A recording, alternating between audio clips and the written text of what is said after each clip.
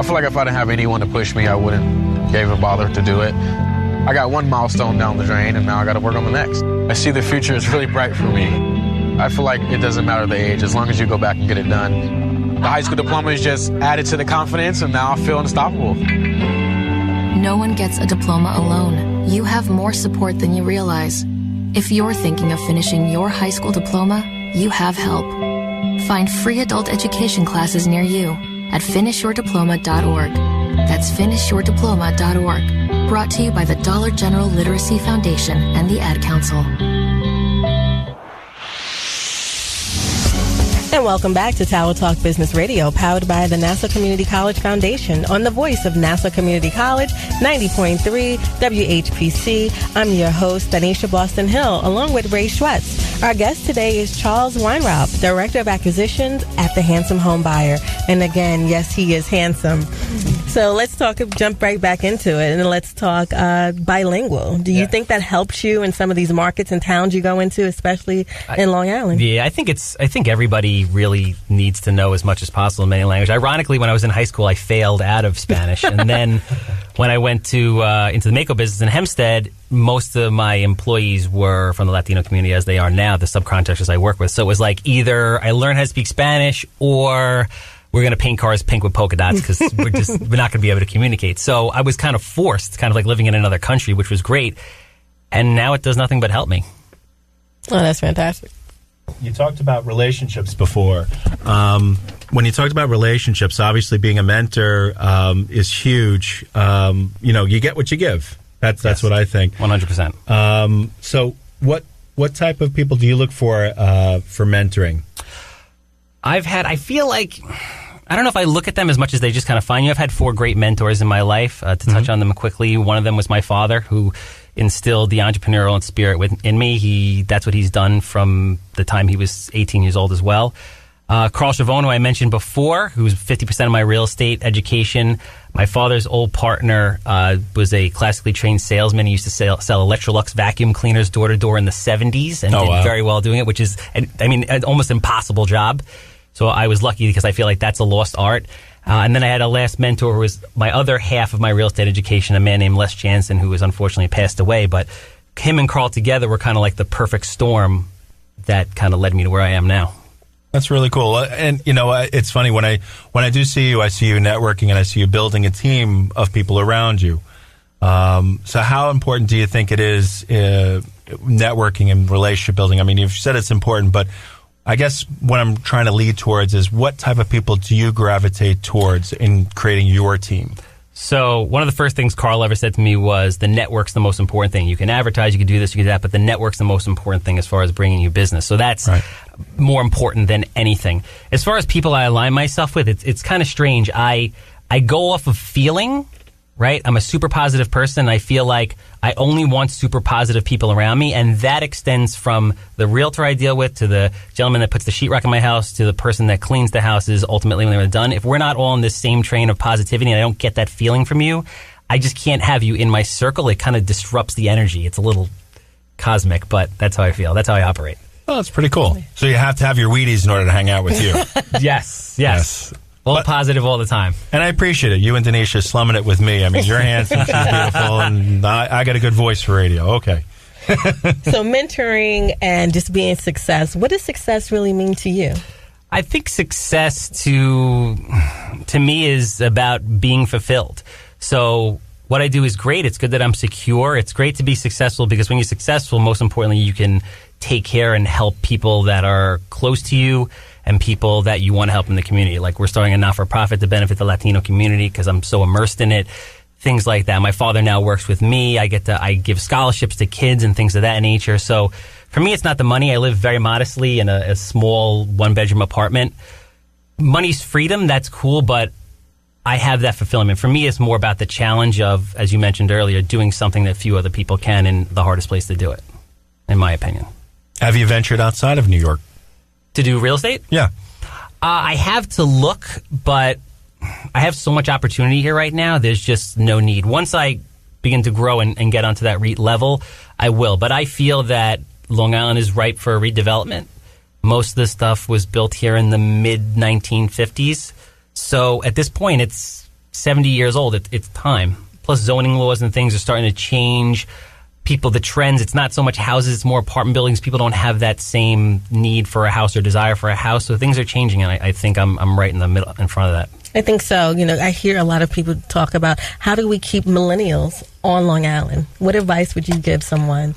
Yeah, it's really hard. I mean, I do primarily first-time home buyer markets. So in Nassau County, that's houses for sale for under $450,000 renovated. In Suffolk, it's under $350,000. And I sell these houses, and I'm just like, with the taxes, like you mentioned, I'm like, how do people do it?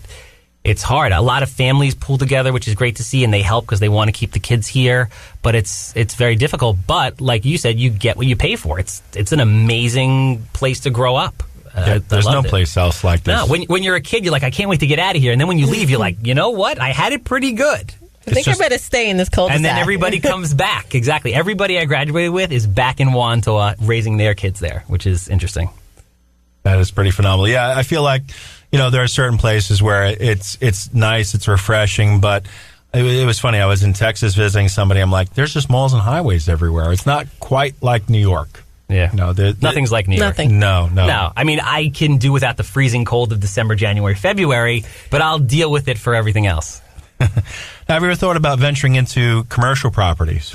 I do a little bit commercial. I want to do a lot more commercial. When I got into this, I wanted to do big development apartment buildings. But the way the climate is right now, there's a lot of money.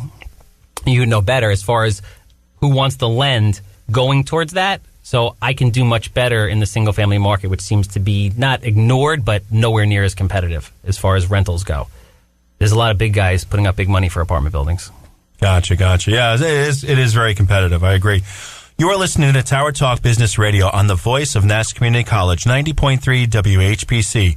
My name is Ray Schwetz, along with Donyshia Boston-Hill, and our guest today is Charles Weinraub, Director of Acquisitions and owner of Handsome Home Buyer. So, Charles, as far as the work that you do, how does it... We know how people find you. I mean, it's distressed homes. It's homes needing work. How do buyers find you? So that's actually the easiest part. Okay. Acquiring the houses that are nasty is the hardest part of what I do. When the houses are done, they're listed on the MLS with different realtors. Right. Typically, once I have relationships that bring me the deal, I always make sure that everybody makes money. That's part of this, too. You have to make sure that everybody makes money. You can't be greedy. So the agents that bring the deals typically sell the deals for me. They go out on 150 websites, and before the open house, the phone's already ringing off the hook. We do an exceptional job. They're full gut renovations. Everything's brand new. There's nothing really out there like them. Are there any relationships that you're looking to make when you go out and networking now? Every time I meet people, I always want to know what they do, and I always tell them what I do because you never know how you can help each other. Something I like to live by is if you want to be wealthy, you start figuring out how you can make other people wealthy. So that extends to everybody. Typically, I do a lot of business with realtors, attorneys, bankruptcy attorneys. You never know. Everybody knows somebody who's in a situation that has a house that, might work for me. Now, who's on your Mount Rushmore of real estate investors? My Mount Rushmore of real estate investors. You can just name one or two or three. Definitely my mentor, Carl Chavone. My other mentor, Les Jansen. Those are more local guys. Nobody really on a national level. I like to, to keep it local. Those would be the two guys. Cool. If they made a movie of your life, would it be a comedy? Oh, Jesus. Action film? Science fiction? Because we already see a reality show coming, right? Oh, that's gotta happen. I don't know if I want to be famous. Do I want to be famous? I mean, you're driving around with a car that says the Handsome Home Buyer. With a big cartoon of my face on the side of it. They can't miss you. Yes, blaring on the radio. Do you have a house that smells like cat pee in my voice? Yeah, I guess. Yeah, that makes sense. It would definitely be. I think it would be a comedy. It would definitely be a comedy. If who would play me? I would hope Jason Statham. I feel like I got a little Jason Statham in me, right? Yeah. No? I think is it a stretch? He's a little more defined, and his accent's much better. It's less nasally and more you got him beat. European. But I think there's a Fast and Furious version of Real Estate Long Island Fast. There you go. There's something happening There you here. go. We're going to soup up the Handsome Home Buyer mobile. We'll watch you on social media to see when that happens. Now, what gave you the idea to do that? What, the handsome homebuyer? The car. Well, you know what? Yeah, actually, we should talk about both things, I think. Yes, we should. Maybe let's back up a bit and talk about how'd you come up with handsome homebuyer? Is this guy really that narcissistic? I have a very close friend who is the self-proclaimed most handsome man in the world. He is a very handsome guy. He actually has a shirt that says world's most handsome man. He recently had a baby. The baby has a shirt that says world's most handsome baby on it. But he is very good looking, so he can say that. And he was just, when I was thinking of a name, he always calls me handsome. I think he calls everybody handsome, actually. And then I'm like, oh, handsome homebuyer, that's it. I'm like, it works because I'm not actually that good looking, so I kind of get away with it without being obnoxious. And people are going to remember it because it's that ridiculous. It's a good... So that's kind of how that came into it. And your friend who's handsome, he's not a homebuyer. No. So you got that going. No. And he co-signed you. Yes. There you go. All right. So then let's talk about the car. The car. How did the car come about? And for our listeners who maybe have not seen the car, describe it for us and then tell us how you came up with it. So I drive around in this little, 3-cylinder Scion IQ, which is kind of like a smart car. And it's wrapped in my logo, which is my giant head all over it, front, back, side, with me throwing cash in the air saying, I'll buy your house, and my phone number.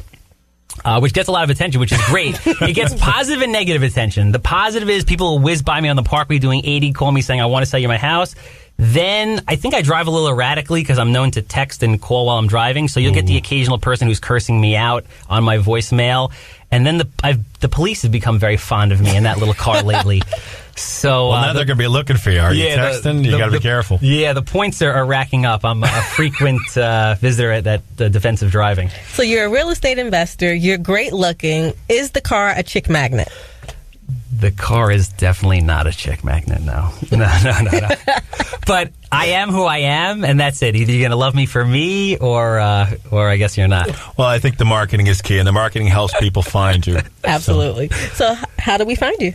You can find me on my website, handsomehomebuyer.com, on Facebook, Handsome Homebuyer, on Instagram, which is very cool. You guys get to follow along and actually watch the rehabs as they unfold, handsome_homebuyer.